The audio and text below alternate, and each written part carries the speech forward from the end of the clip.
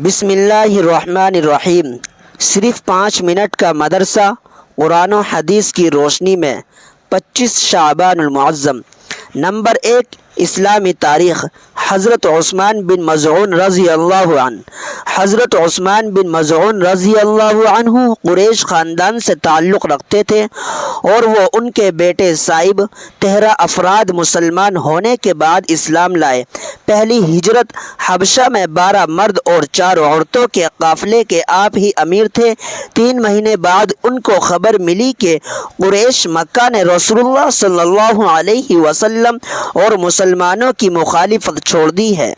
مکہ کے قریب آ کر معلوم ہوا کہ یہ خبر غلط تھی، تو وہ ولید بن مغیرہ کی پناہ میں مکہ واپس آئے اور چند ہی دنوں کے بعد حرم جا کر اعلان کر دیا کہ میں ولید کی پناہ سے نکل کر اللہ کی پناہ میں داخل ہوتا ہوں۔ پھر دوسری مرتبہ 83 مرد اور 20 خواتین کے ساتھ حبشہ کی طرف ہجرت کرنے والے قافلے کے امیر بھی آپ ہی تھے۔ انہوں نے حبشہ میں تقریباً 5 سال گزارے تھے کہ آپ صلی اللہ علیہ وسلم کے مدینہ ہجرت کرنے کی اطلاع ملی تو یہ اپنے خاندان کے ساتھ مکہ آئے۔ پھر چند دن بعد مدینہ طیبہ ہجرت کر گئے اور وہاں عبداللہ بن صلحہ عجلان کے مکان پر ٹھہرے۔ رسول اللہ صلی اللہ علیہ وسلم نے ابو الحیثم بن تیہان انصاری کو آپ کا دینی بھائی بنایا۔ انہوں نے جنگ بدر میں شرکت فرمائی تو واپس آ کر بیمار ہو گئے اور سن 2 ہجری میں مدینہ طیبہ میں وفات پائی۔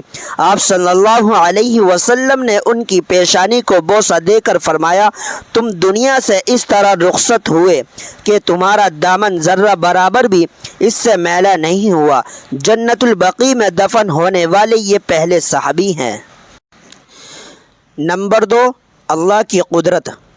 چاند اللہ کی نشانی ہے۔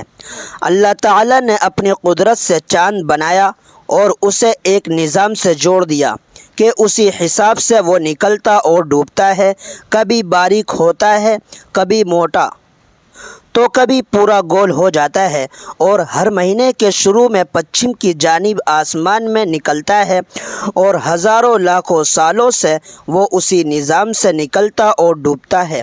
لیکن کبھی ایسا نہیں ہوتا کہ وہ پچھم سے نکلنے کے بجائے پورب سے نکل جائے، یا مہینے کے شروع میں نکلنے کے بجائے غائب ہو جائے۔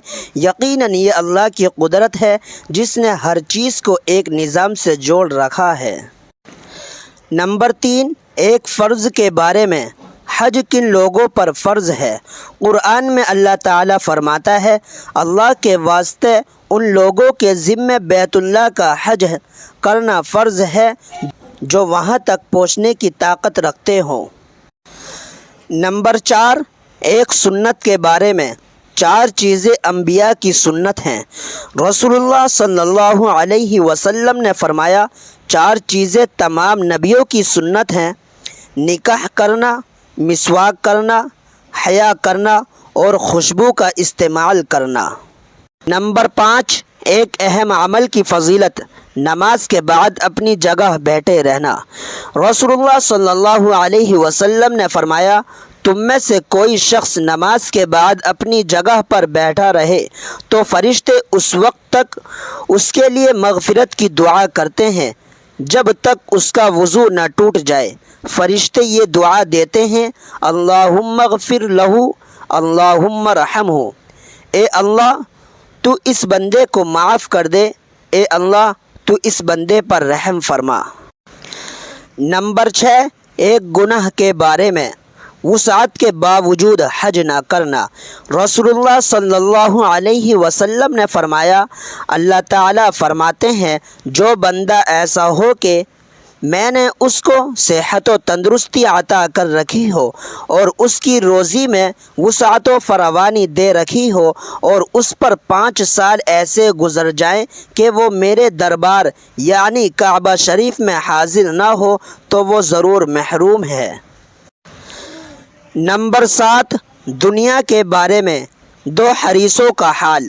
رسول اللہ صلی اللہ علیہ وسلم نے فرمایا، 2 پیاسے کبھی سیراب نہیں ہوتے، ایک علم کا پیاسا جو کبھی سیراب نہیں ہوتا، دوسرا دنیا کا پیاسا و حریص جو کبھی سیراب نہیں ہوتا۔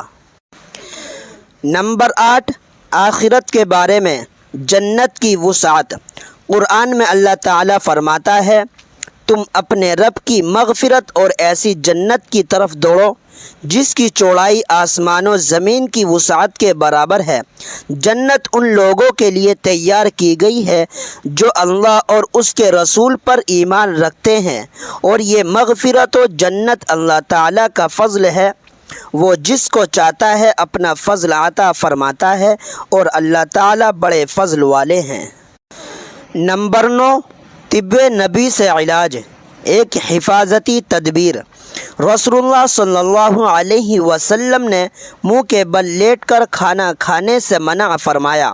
فائدہ، اس طرح کھانے سے معدے میں کھانا بڑی تکلیف سے پہنچتا ہے اور ہضم ہونے میں بھی تکلیف ہوتی ہے۔